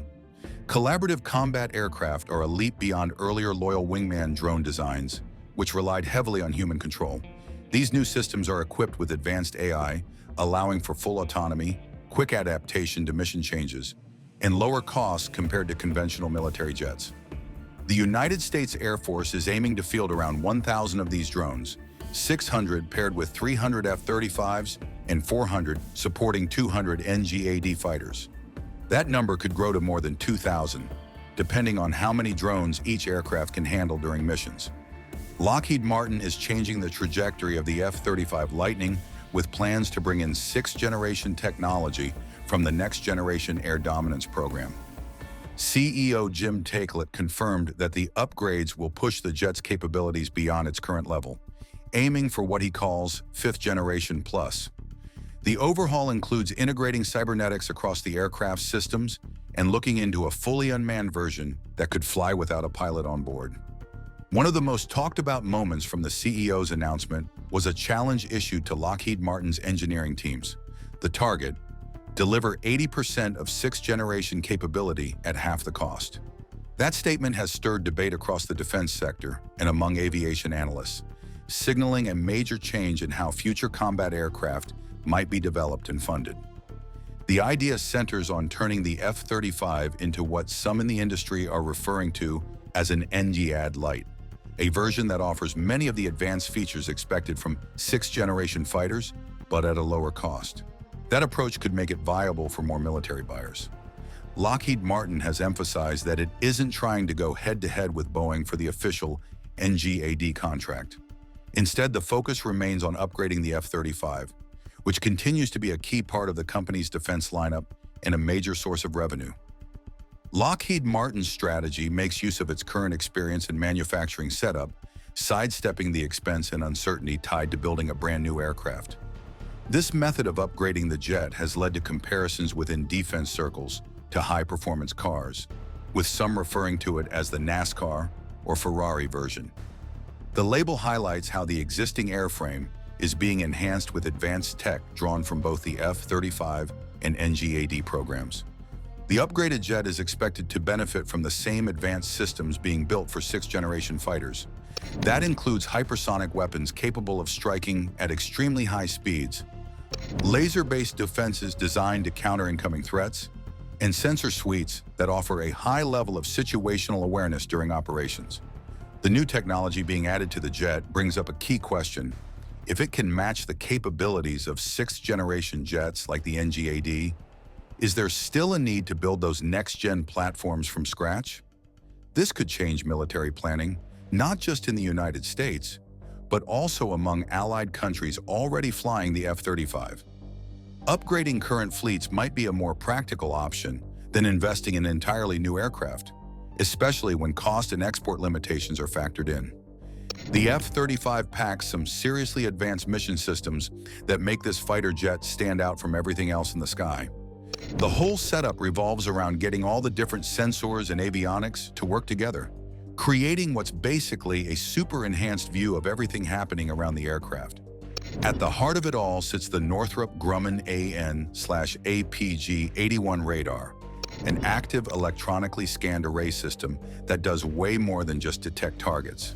This actually doubles as part of the electronic warfare suite, which is pretty clever engineering when thinking about it. The electronic warfare game gets handled by the BAE Systems AN/ASQ-239 Barracuda system, designed to mess with enemy radar and communications. Then there's the really cool Northrop Grumman/Raytheon AN/AQ-37 system. They call it the Distributed Aperture System, or DAS. This creates a 360-degree view around the aircraft using multiple sensors. For targeting, Lockheed Martin built the AN/AAQ-40 Electro-Optical Targeting System, or EOTS for short. Communication and navigation get covered by the Northrop Grumman AN/ASQ-242 CNI suite. That's communications, navigation, and identification all rolled into one package. What makes all this technology really special isn't just the individual pieces, but how everything connects together. Instead of having separate systems doing their own thing, the F-35 fuses all this sensor data into one complete picture of what's happening in the local area. The pilot gets this enhanced situational awareness that previous generation fighters just can't match, and the whole aircraft becomes part of a larger networked combat system. Most of the F-35 software got built using C and C++ programming languages, though the developers also grabbed some Ada-83 code from the F-22 program. The Block 3F software package ended up with 8.6 million lines of code, which gives a sense of just how massive this system really is. The whole jet runs on Greenhill's software, Integrity DO-178B. That's a real-time operating system designed specifically for critical applications. This RTOS handles the integrated core processors, while data gets moved around using IEEE 1394B and fiber channel connections. The avionics design took a smart approach by using commercial off-the-shelf components wherever possible. This COTS strategy makes upgrades way cheaper and gives more flexibility down the road. The software-defined radio systems are a perfect example. Fleet-wide software updates become much easier to roll out when the hardware foundation uses standard components. But here's the thing that really caused headaches during development: the mission system software, especially the sensor fusion parts. Getting all those different sensors to talk to each other and create one unified picture turned out to be incredibly complex. This software challenge became one of the biggest technical hurdles in the entire program and ended up causing major delays that pushed back delivery schedules for years. If Lockheed Martin released a significantly upgraded F-35 to the market, it's expected that many countries would move quickly to secure orders. The cost-to-capability ratio would make it a strong alternative to developing homegrown platforms or waiting for export versions of sixth-generation fighters. Even if Boeing and its collaborators roll out an exportable NGAD, questions remain about whether the pricing would allow for widespread adoption among Allied air forces. Lockheed Martin's plan hinges on whether its engineers can turn the CEO's claim of building a sixth-generation F-35 at half the usual cost into a working product. There's still debate over whether that goal is realistic or just corporate optimism that doesn't match the challenges of developing high-end military aircraft. The defense sector will be paying close attention to see if this concept moves from idea to execution and whether it changes the way air forces think about modernization going forward. On May 8, 2026, the U.S. government released classified UFO files that confirm what researchers have been saying for decades. Not grainy footage, not pilot testimonies that get dismissed at press briefings. Actual program documents from inside the U.S. intelligence apparatus confirming that non-human craft have been recovered. But here's what the headlines are missing. The real story isn't that UFOs are real. It's that the U.S. has had them for decades, handed them to defense contractors, and has been quietly learning how to fly them. The release covers documents spanning multiple agencies, including the Defense Intelligence Agency, the Office of Naval Intelligence, and several programs that had no public name until this month. What makes this different from every prior disclosure is the language. Previous releases talked about unidentified aerial phenomena in careful, detached terms. These documents use phrases like recovered non-human origin craft and material of non-terrestrial manufacture. That's not bureaucratic hedging. That's an admission. The scope of what dropped in May is wide, but it's the gaps that tell the deeper story. Whole sections are redacted. Specific program names appear once and then disappear behind black bars for the next 30 pages. You can see the shape of something much larger being deliberately kept out of frame. Several documents reference programs that connect directly to known black budget operations. The names won't be familiar to most people, but defense researchers have been tracking anomalous budget line items for years. Money that flows into programs with no public description and no congressional oversight record. What the May 8th files do is start filling in what some of that money was actually for. So why release any of this now? The answer is congressional pressure that's been building since 2023, combined with whistleblower protection legislation that made it legally safer for insiders to come forward. The UAP Disclosure Act forced the hand of agencies that would have sat on this indefinitely. Multiple former program officials had already testified under oath to the Senate Armed Services Committee that recovery programs existed. Once that's on the congressional record, full suppression becomes harder to maintain. Then there's AARO, the All-Domain Anomaly Resolution Office, which was set up in 2022 and spent 2 years publicly stating there was no evidence of recovered craft or reverse engineering programs. The May 8th documents directly contradict that position. Reports from inside AARO's own analysis chain reference material studies and propulsion research that don't match anything in the known aerospace inventory. The office was telling Congress one thing while its own classified reporting said something else entirely. One document that's getting a lot of attention references a program structure described as a tiered controlled access program, meaning it's classified above top secret in a way that legally exempts it from standard congressional oversight. That structure is how you hide something for 50 years without a single budget hearing exposing it. The program isn't in the black budget because it technically doesn't exist inside the normal classification architecture. It exists in a separate layer that most of the government can't even ask about. What's confirmed in the files, taken together, is this. Craft of non-human origin were recovered, materials from those craft were transferred to contractors for analysis, and at least some of that work involved propulsion systems that don't match any known physics framework. The documents don't explain how far that work progressed, but they confirm it happened and they confirm it's been happening for a long time. The files confirm recovery. But recovery is only the beginning of this story. What the U.S. did with what it found, who did the work, and what they've actually built from it, that's what the next layer of documents starts to reveal. If you wanted to hide the most advanced aerospace program in human history, Lockheed's Skunk Works facility in Palmdale, California, is exactly where you'd put it. This is the same operation that built the U-2 spy plane in total secrecy during the 1950s, then followed it with the SR-71 Blackbird, which flew so fast and so high that nothing could touch it. Then came the F-117, the world's first operational stealth aircraft, which the Air Force publicly denied existed for years while it was already flying combat missions. Skunk Works doesn't just build classified aircraft, it builds things the rest of the world won't believe are possible until they're already obsolete. The May 8th files reference contractor involvement in material analysis going back decades. Lockheed is named in connection with propulsion research tied to recovered craft, and the language used isn't vague. One document describes a materials transfer to a cleared defense contractor facility for analysis of non-conventional propulsion elements. Skunk Works has the clearance infrastructure, the physical security, and the engineering depth to run exactly that kind of program without a single public trace. Raytheon's role is different, but just as telling. Where Lockheed is about airframes and propulsion, Raytheon specializes in the sensor and weapon systems that would need to interface with whatever gets built. Their classified divisions have been working on directed energy weapons and advanced electromagnetic systems for years, and several of those programs have budget lines that dwarf their known output. If you're reverse engineering a craft that manipulates electromagnetic fields for propulsion, you need Raytheon-level expertise to understand what you're actually measuring.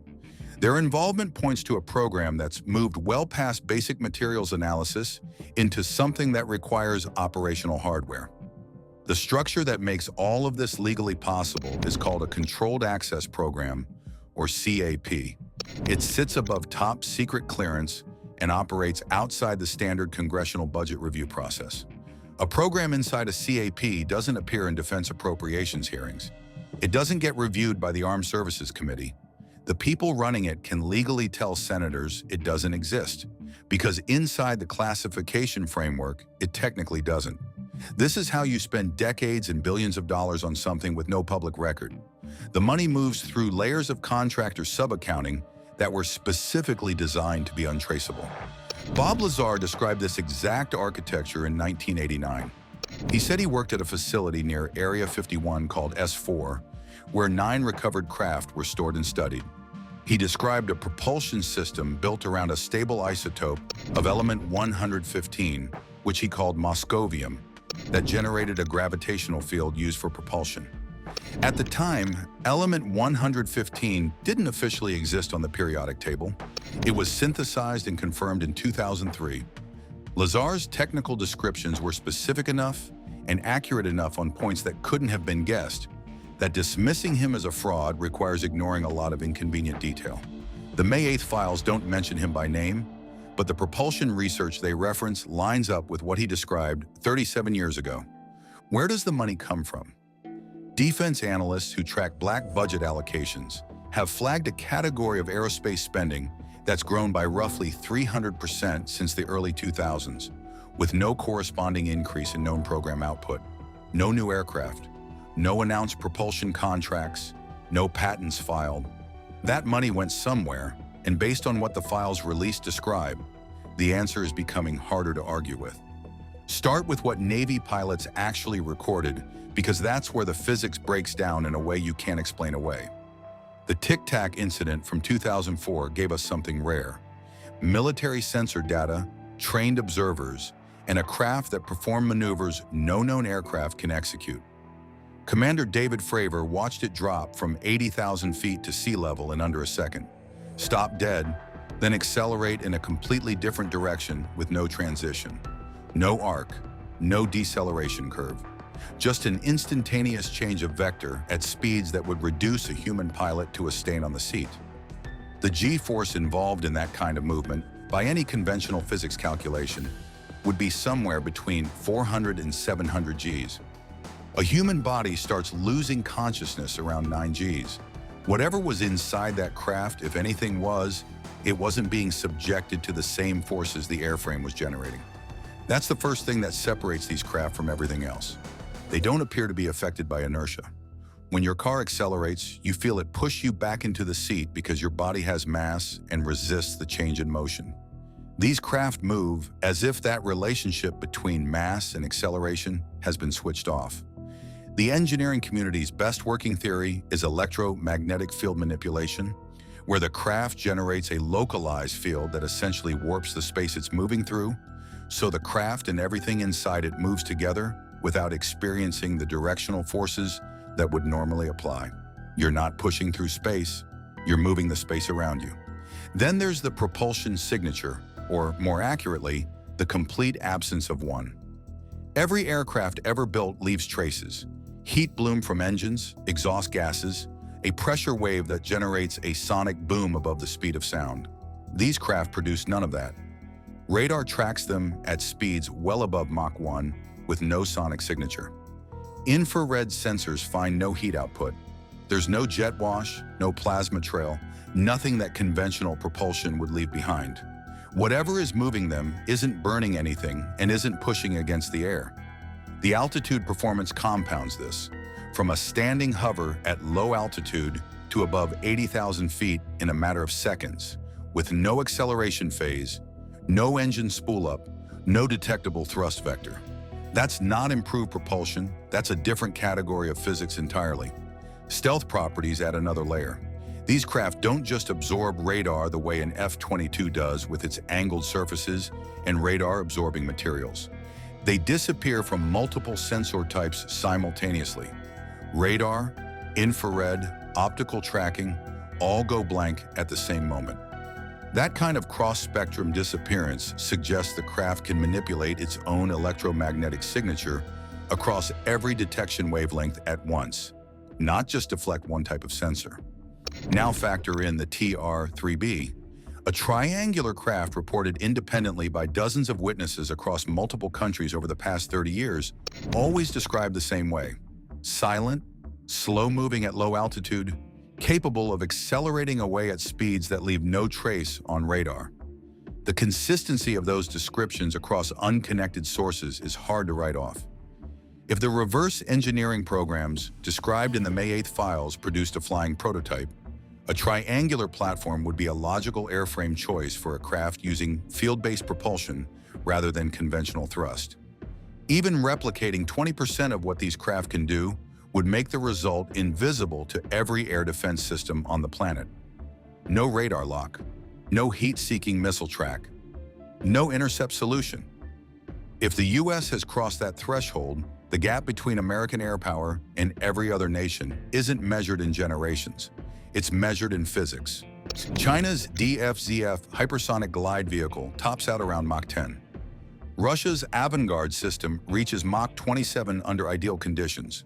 Both represent years of development and genuine engineering achievement.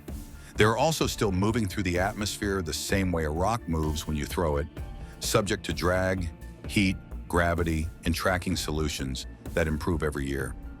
Western air defense systems have already started adapting to hypersonic threats. The physics is understood. The countermeasures are being built. A craft that produces no radar return, no heat signature, and no inertial profile isn't a faster version of the same problem. It's a problem that existing defense architecture has no answer for, because every detection and intercept system ever built assumes the target is operating inside Newtonian physics. You can't compute an intercept solution for something that changes direction instantaneously. You can't guide a missile to a heat source that doesn't exist. You can't jam a craft that's already invisible to every wavelength you're transmitting. That's what makes the strategic gap here different from any prior technology advantage. When the US fielded the F-117, it took years before adversaries developed radar systems capable of tracking low observable aircraft. Eventually they did. The physics was still the same, just harder to work with. What the May 8th files point toward is a capability that doesn't give adversaries a longer timeline to adapt. It gives them no pathway at all, because the underlying physics isn't an evolution of what they already understand. The surveillance applications alone would reshape geopolitics entirely. A platform that can reach any point on Earth undetected, loiter without any thermal or electromagnetic trace, and exit before any response is mounted gives the US an intelligence collection capability with no precedent. Every facility, every command structure, every weapons program a foreign government believes is hidden becomes visible, and they'd never know it happened. That's why this stayed buried for so long. Releasing it doesn't just trigger an arms race. It collapses the entire framework of mutual deterrence that international security has been built on since the 1950s. Every treaty negotiated under the assumption that both sides had roughly comparable detection and strike capabilities becomes meaningless. Every military alliance recalculates its value. The geopolitical order restructures overnight and not in ways anyone can fully predict. Lockheed and Raytheon aren't going to confirm any of this. The program managers who ran these operations signed agreements that don't expire and carry criminal consequences. But the May 8th documents are doing something those individuals can't stop. They're assembling the outline of a program that was never supposed to have an outline. Each redacted page still shows you where the edges are. And the edges are a lot larger than anyone outside this program was supposed to know. The US didn't just recover something, it spent decades turning that recovery into operational hardware, and the rest of the world is only now finding out that race was run without them. What dropped isn't the end of the story, it's the first time the story got official edges. The US has been flying ahead of the known world for decades, and the files are finally saying what the contractors never will. If you want to keep following this as more gets declassified, subscribe and check out this video next, where we go deeper into the technology behind these programs. We'll see you there.